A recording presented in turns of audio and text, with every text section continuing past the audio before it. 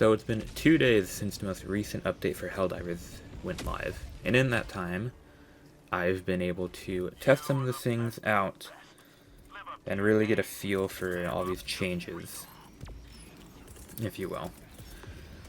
So, with that, and a much more clear head, I decided that I had to go over these patch notes again with the experience that I've gained and see if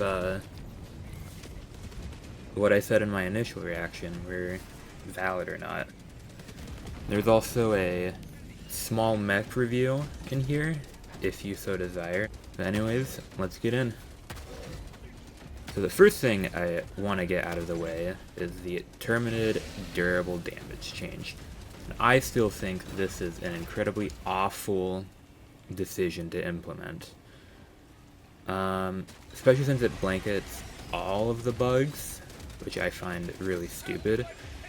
Maybe if it was specified so that like the heavy hitters of the Terminids, things like the Chargers, Bile Titans, Dragon Roaches, Impalers, and the Hive Lord got the damage buff, it probably would have been better and made more sense.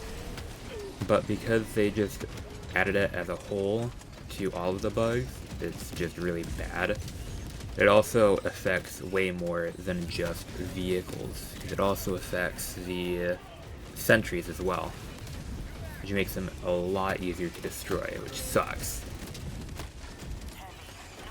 And next is the Hive Guard armor change. I thought that this was gonna be awful, and it was gonna be a pain in the ass to fight.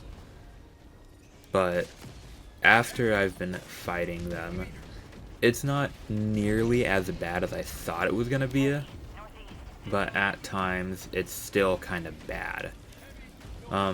Although for the most part as a whole, since I'm fighting Terminids, I've been using fire weapons like the Cremator, so I really haven't experienced the heavy armor change that much.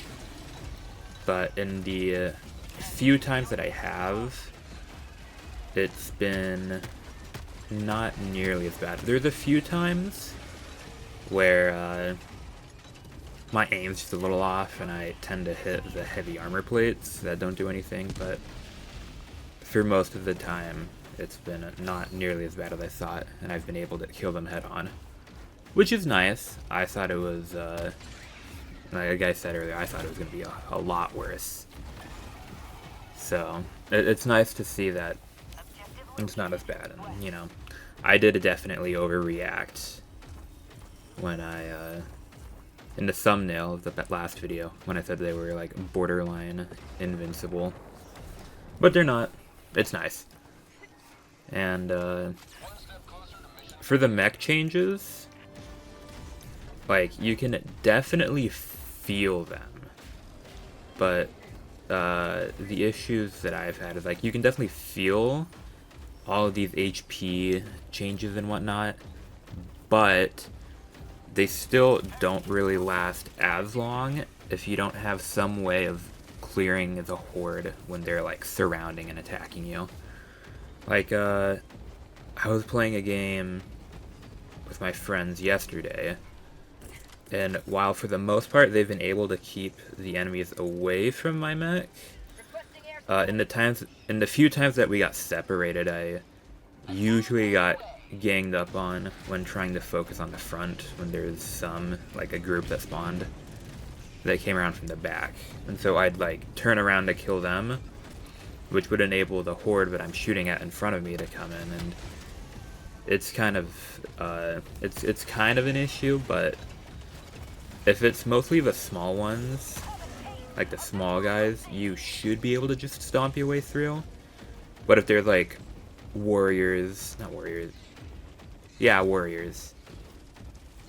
and the hive commanders and whatnot, if they come in, it can start to become an issue. So overall, I would rate the terminated durable damage change like a 3 out of 10 decision. The Hive Guard change a 5 out of 10 decision. And the mech change, like a 7 out of 10. It's in the right direction, but it definitely would have been higher if the durable damage change didn't get moved in. It would that change probably would have been like a 10 out of 10, maybe even more if I'm feeling generous. And so with those changes out of the way, let's move on to the review of the two mechs. It's not going to be a whole. It's not going to be a whole Warbond review because I don't have everything in there yet. I kind of just rushed to get the mechs, so I'm not able to review everything. Like, I haven't tried the armor, and I don't have the missile pistol yet, but I do have the Gallant. So starting off, we have the Lumberer, and this thing, it's alright. The anti-tank gun definitely feels a little subpar or underwhelming in my opinion. Like, it doesn't really feel like an anti-tank gun, you know? I know it has the same stats in terms of, like, damage on each shot as the AT emplacement in the Urban Legends, but it just feels a whole lot less punchy. And I think it feels this way because the Lumberer's gun has, I think, half the fire rate as the emplacement, so the overall damage output is a lot lower than it. It's a lot lower than the emplacement, which is unfortunate. The Flamethrower, on the other hand, it feels a little inconsistent. It feels a little weak. I don't know if this is bugged, but it really feels like even on the really small scavengers, it takes a lot of fuel to kill them. And you usually have to, in my experience, I've usually had to waste like half of the entire tank to kill 2 patrols without a bug breach being called in. Because if it's a bug breach, then I usually spend the entire thing and I'm not able to even get all of them, unfortunately. It also feels like it burns through its fuel a lot quicker than the rest of the flamethrowers. And I don't know. I kind of thought that the flamethrower would be something like the cremator, but it doesn't really feel like that. It definitely feels a lot weaker. But maybe that's just me. Overall, for the Lumberer, I'd give this thing like a 6.5 out of 10. It's definitely not bad, but I think I would personally take the Emancipator over it. Maybe if they changed so that the Flamethrower did more damage, or that the cannon had the same fire rate as the emplacement, that'd be really nice. I'd probably bump it up to like an 8. But because the Flamethrower just feels a little weak, and the cannon does not have that fast of a fire rate, I'd have to give it the 6.5 out of 10. Now for the Breakthrough, this one is definitely a pleasant surprise, and it wasn't exactly what I was thinking it would be, in 2 different ways. I thought that the first part I want to get into is the gun on it. When I first saw people talking about this, they were saying how it had a flak cannon, and even in game, it is described as having a flak cannon.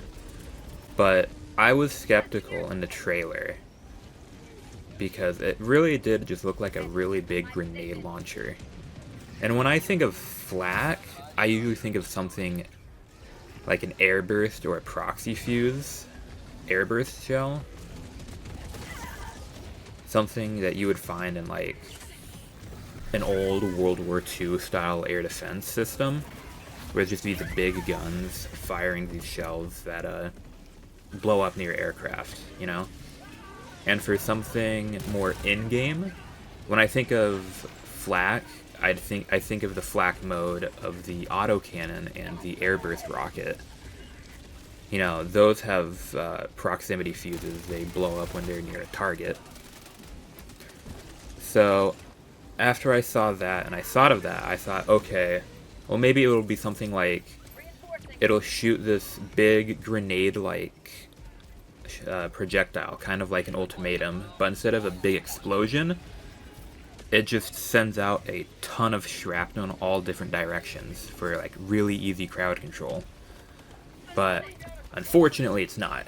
It's a really big shotgun. But it is a good shotgun. It has heavy armor pen, I think. And it definitely does a lot of damage. You can basically take out whatever you want, on at least on the bug front. I haven't tried it out on... I haven't tried the breakthrough specifically on the Illuminate or the Automaton front, so I can't really tell you what it's like on there. But the shotgun's really nice for clearing out patrols of enemies and whatnot. It has some spread to it, but it also has a lot of smaller projectiles in there, so it's really easy to just shoot and clear out an area with it. The shield, on the other hand, is really funny to use. You can stun lock a charger with it by constantly bashing it, and I find that really, really funny. It does definitely feel clunky trying to get back into the regular mech position after you shield bash, so that's always something to consider. And overall, I would rate this mech, the Breakthrough, an 8 out of 10. This is definitely the highlight of all of the mechs. It's like definitely the best in my opinion, and is the shining star for this Warbond. If there was one thing to get in this Warbond, it would be the Breakthrough. I definitely recommend it. But anyways, that's really all I have to say. Let me know what you think about this. I want to know if my thoughts on these changes are similar to yours, if you agree, if you disagree, what your thoughts were on my initial video if you watched that. I'd really like to know about it. But other than that, have a wonderful day, and good luck helldiving.